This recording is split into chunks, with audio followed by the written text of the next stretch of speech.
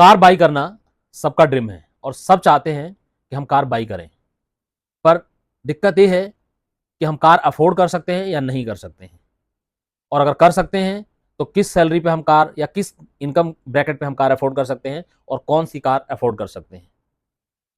Economics में car की affordability या ट्रांसपोर्टेशन की अफोर्डेबिलिटी कैलकुलेट करने के लिए एक फार्मूला है 20, 4 एंड 10 का। इसको हम इस तरीके से मानते हैं 20% आपकी ऑन रोड कार की प्राइस का डाउन पेमेंट जाना चाहिए, 4 साल का लगभग फाइनेंस होना चाहिए जिससे आपके इंटरेस्ट जिससे आपके ऊपर कोई इंटरेस्ट बर्डन ना आए बहुत ज़्यादा और ईएमआई का बर्डन ना आए, और आपकी टेक होम इनकम का 10%, टेक होम मंथली इनकम के 10% से ज़्यादा आपका एक्सपेंस नहीं होना चाहिए, मतलब कार का रनिंग एक्सपेंस और मेंटेनेंस और इंश्योरेंस का एक्सपेंस मिला करके आपकी टेक होम सैलरी की 10% से ज़्यादा नहीं होना चाहिए। अब इसको कैलकुलेट करने के लिए मैंने एक कैलकुलेटर यूज़ किया है ZER01 जो कि जीरोधा द्वारा बनाया गया है। इस कैलकुलेटर पे हम 5 लाख की कार की अफोर्डेबिलिटी कैलकुलेट करने की कोशिश करेंगे कि अगर कोई व्यक्ति 1 लाख रुपए महीना सैलरी कमाता है तो वो सिर्फ 5 लाख रुपए की कार अफोर्ड कर सकता है कि नहीं कर सकता है। हम फार्मूला के हिसाब से कैलकुलेट करें तो 5 लाख रुपए की कार लेने के लिए हमें 20% डाउन पेमेंट देना होगा जो कि 1 लाख रुपए होता है, और 4 लाख रुपए हमें फाइनेंस कराने होंगे। अगर हम 4 लाख रुपए फाइनेंस कराते हैं तो 9% इंटरेस्ट हम मान के चलें पर एनम का, तो हमारे कार की ईएमआई आएगी 9954। अगर हम सिर्फ 20 से 25 किलोमीटर कार को चलाते हैं तो जो रनिंग कॉस्ट आएगी, फ्यूल कॉस्ट जो आएगी कार की, वो लगभग 5,000 रुपये महीना आएगी। मैंने पेट्रोल की कॉस्ट ली है और पेट्रोल इंजन की मेंटेनेंस और इंश्योरेंस को भी मैं कैलकुलेट करूंगा। मैं पेट्रोल इंजन को ही कैलकुलेट कर रहा हूँ। अगर आप 20-25 किलोमीटर रोज चलाते हैं तो आपकी रनिंग कॉस्ट आएगी 5,000 रुपये लगभग महीने की।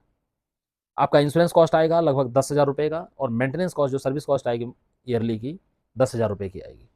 तो हमारा जो टोटल खर्चा हो गया कार का वो हो गया 9954 ईएमआई हो गया, और लगभग 5,058 रुपये या 5,138-140 रुपये के आसपास आपकी रनिंग कॉस्ट हो गई।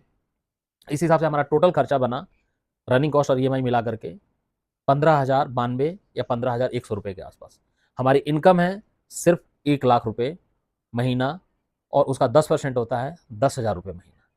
तो आप देख सकते हैं कि अगर हम सिर्फ 1 लाख रुपया महीना कमाते हैं, अगर हमारी टोटल इनकम 1 लाख रुपये महीना है, फिर भी हम 5 लाख रुपए की भी कार अफोर्ड नहीं कर सकते हैं।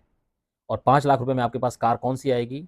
वो आएगी वैगन आर, अल्टो या ऐसी कोई और छोटी कार आ जाएगी। एक दूसरा फार्मूला है कार अफोर्डेबिलिटी कैलकुलेट करने का कि आपकी total annual salary, annual income का 50% तक की कार आप अफोर्ड कर सकते हैं।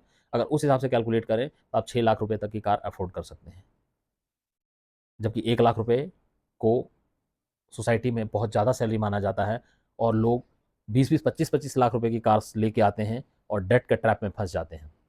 मैं रिक्वेस्ट करूंगा सारी यूथ से कि प्लीज़ आप जो भी अपनी इच्छा पूर्ति के लिए जाएं, जो भी एसेट एक्वायर करने के लिए जाएं, उसकी अफोर्डेबिलिटी आप कैलकुलेट जरूर करें, इकोनॉमिकल फार्मूलाज के हिसाब पे कैलकुलेट जरूर करें। अदरवाइज होता क्या है कि आप बिना कैलकुलेशन के, बिना सोचे समझे आप एसेट्स को एक्वायर कर लेते हैं और बाद में आप डेट ट्रैप में फंस जाते हैं और आपका सोसाइटी में मजाक उड़ता है।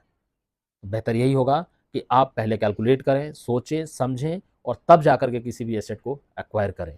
मेरे हिसाब से 1 लाख रुपए तक की अगर आपकी सैलरी है और आप अच्छी फाइनेंशियल लाइफ बिताना चाहते हैं तो आप मोटरसाइकिल से या पब्लिक ट्रांसपोर्ट से अभी अपने जीवन का वहन करें, कार को ना बाई करें। कार मिनिमम लेवल पे भी कार बाई करने के लिए आपकी सैलरी 1,50,000 या इससे ऊपर होनी चाहिए, तब जाकर के आप इंडिया में डी ग्रेड की कार अफोर्ड कर सकते हैं। बिना सोचे समझे आप अननेसेसरी की अपनी लाइबिलिटी ना बढ़ाएं, अपनी एलिजिबिलिटी क्राइटेरिया को कैलकुलेट करें, सोचे समझे और फिर कोई भी कार, कोई भी ट्रांसपोर्टेशन व्हीकल और कोई भी एसेट एक्वायर करें। इसी तरीके से आगे मैं ये भी कैलकुलेट करके आप लोगों को बताऊंगा कि आप किस सैलरी ब्रैकेट में और किस इनकम ब्रैकेट में आकर के घर अफोर्ड कर सकते हैं, किस इनकम ब्रैकेट में आकर के फॉरेन टूर अफोर्ड कर सकते हैं, और किस ब्रैकेट में आकर के आप लग्जरी अफोर्ड कर सकते हैं। मैं दोबारा से कह रहा हूं, आप लोग बिना सोचे समझे इम्पल्सिव बाई ना किया कीजिए, और जब भी कोई एसेट और जब भी कोई लग्जरी का सामान खरीदें तो प्लीज़ आप इकोनॉमिकल फार्मूलाज के बेस पे अपनी asset and liability and expenditure capacity की कैलकुलेशन जरूर करें और तभी एसेट एक्वायर करें। अगर आपने मेरी वीडियो यहाँ तक देखी है और आपको मेरी वीडियो पसंद आ रही है तो प्लीज़ मेरी वीडियो पे एक लाइक करें, वीडियो पे कमेंट करें, शेयर करें, और मेरे द्वारा दी गई नॉलेज आप लोगों को पसंद आती है तो प्लीज़ मेरे चैनल को सब्सक्राइब करें। अगर आप लोग चैनल सब्सक्राइब करते हैं तो यूट्यूब वीडियोज़ को प्रमोट करता है और ये मेरे द्वारा दी गई नॉलेज बाकी उन लोगों तक भी पहुंच पाती है जिन लोगों को इसकी रिक्वायरमेंट है। Thank you very much.